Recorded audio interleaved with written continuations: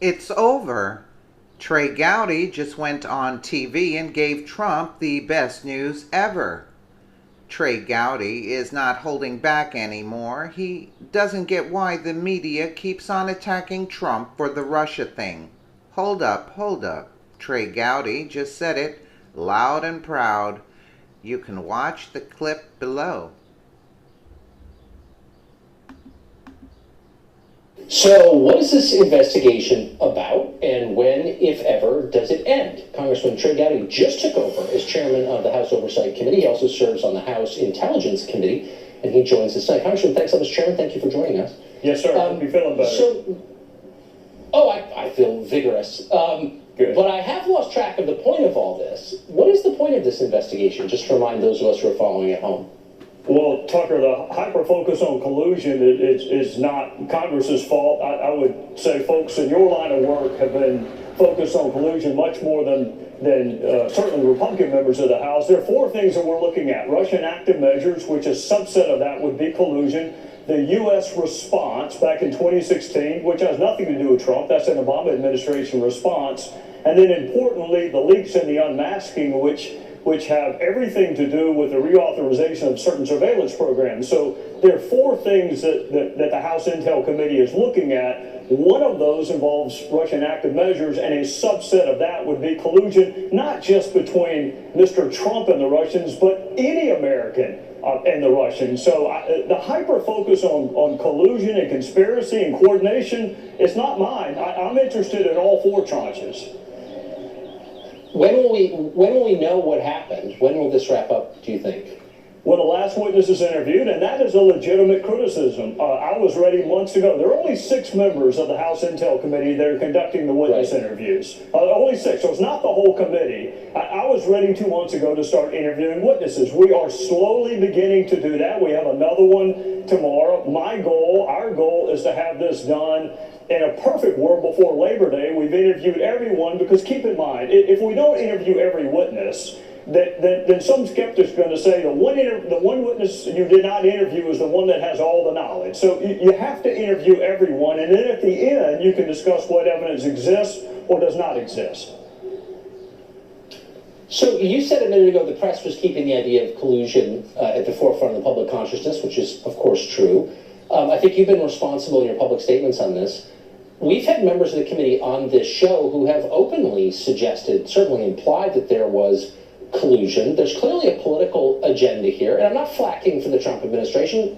Obviously, the president's hurt himself with his grotesquely counterproductive tweeting on the subject. But as a factual matter, there is a political agenda here, an axe being ground by Democrats, and doesn't that kind of color the whole investigation and make it maybe less useful from the public's perspective? Well, it certainly may, the congressional part. I think Robert Mueller has a long, distinguished career that is essentially apolitical. And I think that people are going to be able to have confidence in the outcome of that investigation. With respect to Congress, we have a tendency to politicize almost everything, Tucker, and you're exactly right.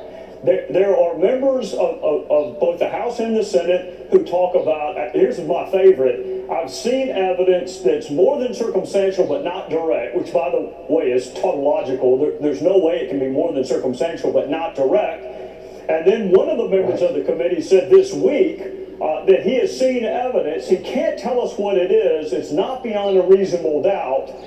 There's no way to defend yourself against those kind of baseless, reckless accusations. So I think ultimately the public will have confidence in Robert Mueller's investigation. Whether or not they have confidence in Congress's investigation depends on how responsible we are and how we frame the issues. So you've just taken over the chairmanship from Jason Chaffetz. How will the committee be different under your leadership? Well, there are two components to our committee, Tucker. There's oversight and then there's government reform. Oversight is always in fashion, it's always in style because of branch equity and branch equilibrium issues. This is a once-in-a-generation opportunity to do the government reform that lots and lots of folks have been talking about for decades. So that's going to be my focus. It's going to be serious, reform-minded ideas that save money. That, what frustrates people is when we have hearings on waste, fraud, and abuse, and then we do nothing about it. So I look for That's fewer true. hearings on waste, fraud, and abuse and more work on it. I gotta say, I love the hearings, but I'd also like to see some action. I'm sure lots of our viewers agree. Mr. Chairman, thank you for coming on tonight. I appreciate Yes, sir. it. Thank you, Tucker. Trey Gowdey interviewed aired tonight on June 20th, 2017. It's time to drain the swamp. The government needs to stop fighting the will of the nation. You see that? Watch that again.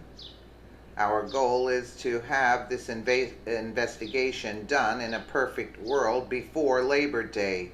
#Tucker. Share this if you want Trey Gowdey to help Trump make this country great again. Our goal is to have this investigation done in a perfect world before Labor Day.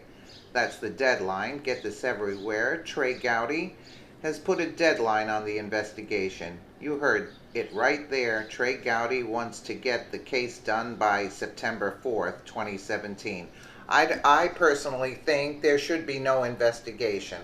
Let us know what you think in the comments below, and thank you so much for watching.